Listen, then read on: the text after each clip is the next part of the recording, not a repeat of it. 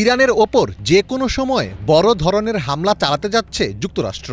এই অপারেশন কয়েকদিন নয়, বরং চলবে কয়েক সপ্তাহ ধরে। সীমিত আক্রমণ নয়, যুক্তরাষ্ট্রের লক্ষ্য এবার সর্বাত্মক বিধ্বংসী অভিযান। 18 ফেব্রুয়ারি এক প্রতিবেদনে এ তথ্য জানিয়েছে মার্কিন সংবাদ মাধ্যম এক্সিওস। প্রতিবেদনে বলা হয়, এবারের হামলা হবে অনেক বড়, যা কয়েক সপ্তাহব্যাপী চলবে। গত মাসে ভেনেজুয়েলায় যুক্তরাষ্ট্র যে নির্দিষ্ট হামলা চালিয়েছিল, ইরানের হামলা এমন হবে না, এটি হবে ব্যাপক ও বিস্তৃত।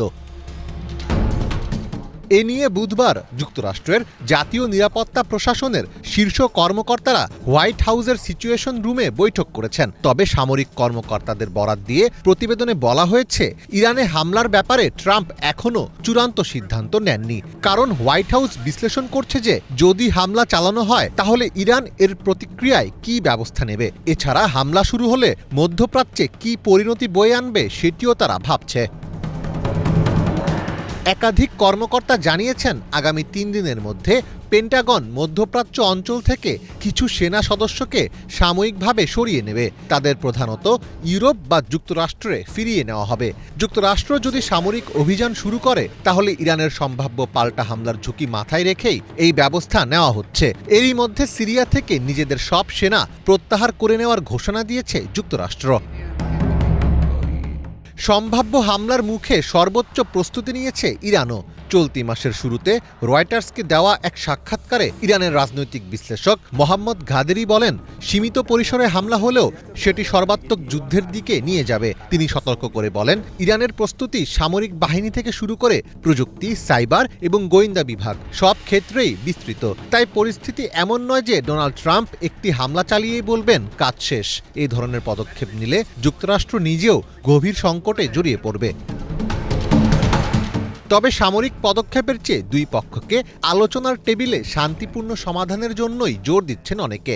বর্তমান পরিস্থিতিতে তাড়াহুড়ো করে সিদ্ধান্ত নেওয়া থেকে বিরত থাকতে বলছেন বিশ্লেষকেরা। যুক্তরাষ্ট্র যদি একটি পরিপক্ক বা টেকসই চুক্তি চায়, তবে শুরুতেই অতিরিক্ত কোনো দাবি চাপিয়ে না দেওয়াই ভালো। কারণ উভয় পক্ষই একে অপরের অবস্থান সম্পর্কে অবগত। এখন অবাস্তব বা আকাশচুম্বী দাবির সময় নয়, দুই পক্ষকেই বাস্তববাদী হতে হবে। ডোনাল্ড ট্রাম্প তার প্রথম মেয়াদে একটি আদর্শ চুক্তি থেকে বেআইনিভাবে বেরিয়ে গিয়েছিলেন।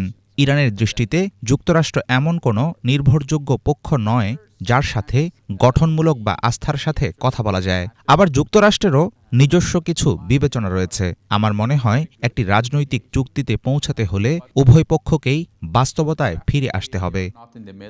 এদিকে ইরানে হামলা চালাতে যুক্তরাষ্ট্রের সবুজ সংকেতের অপেক্ষা করছে দখলদার ইসরায়েল। সংকেত পেলেই ইরানের ব্যালিস্টিক মিসাইল ব্যবস্থা লক্ষ্য করে হামলা শুরু করবে তারা। ইসরায়েলের প্রধানমন্ত্রী বেনিয়ামিন নেতানিয়াহু ইরানের সঙ্গে সম্ভাব্য যুদ্ধের জন্য দেশের হোম ফ্রন্ট কমান্ডকে প্রস্তুতি নেওয়ার নির্দেশ দিয়েছেন। এছাড়া ইসরায়েলের বিভিন্ন নিরাপত্তা সংস্থায় সর্বোচ্চ সতর্কতা জারি করা হয়েছে।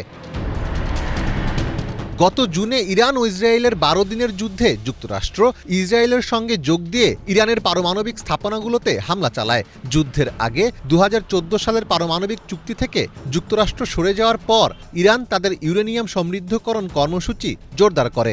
গোয়েন্দা তথ্য অনুযায়ী এতে ইরানের পারমাণবিক কর্মসূচিতে গুরুতর ক্ষতি হয়েছিল। ইরানের সম্ভাব্য এই হামলা কেবল একটি নির্দিষ্ট অঞ্চলের সীমাতেই আটকে থাকবে না।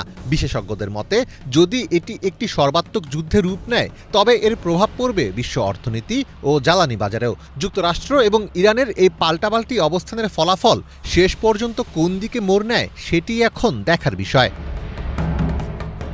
মীর ফজলে রাব্বি, বাংলা ভিশন।